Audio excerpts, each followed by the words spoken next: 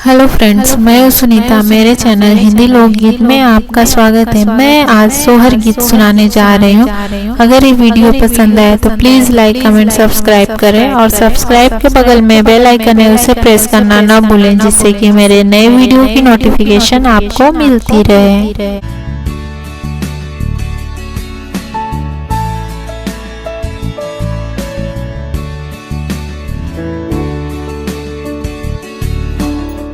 Pin पोतडे Haryana नद भौजी बैठी, ननद भौजी बैठी हो।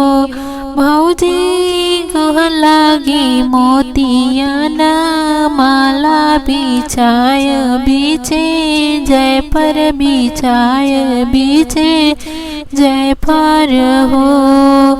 लिपिन पोती डे हरियाणा नद भौजी बैठी, ननद भौजी बैठी हो।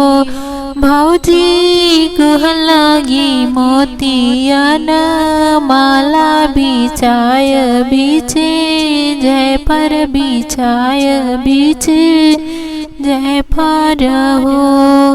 तोहरे जय होई हो रिलवा मलौना लेबै, मलौना लेबै हो।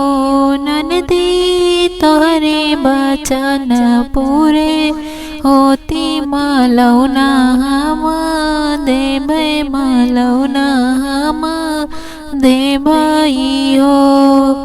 जमरे माठाड़े नदिया बिरह बोली, बोले बिरह बोली बोलई हो। भौजी केतनो तू सेवक मानैबू, तोहरे बिटिया होई, तोहरे बिटिया होई हो। भौजी केतनो तो शिव को मानैबू, तोहरे बिटिया होई, तोहरे बिटिया होई हो। हाथे मलाई डालियावा फूले न करे, कलिया फूले न केरे कलियाई हो। अब झपटी के चढ़ी हम मंदिरवा, त शिव का मानवे लागी, शिव का मानवे लागी हो।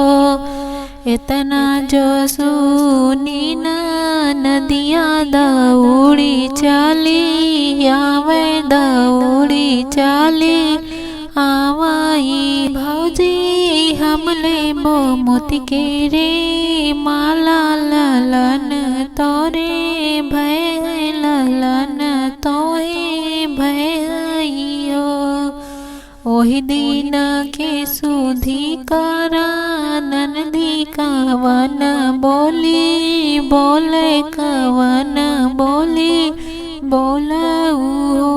ननदी गए तब शिव नहावे, बचन कैसे बोले रह।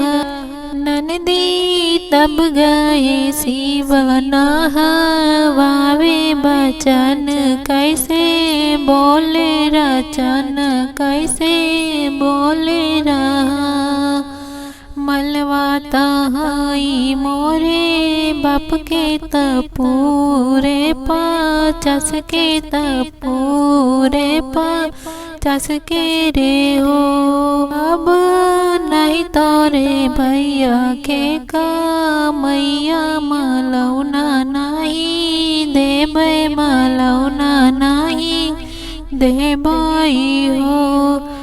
अब नाही तोहरे भैया के माई मलौना नहीं देबै, मलौना नहीं देबै हो।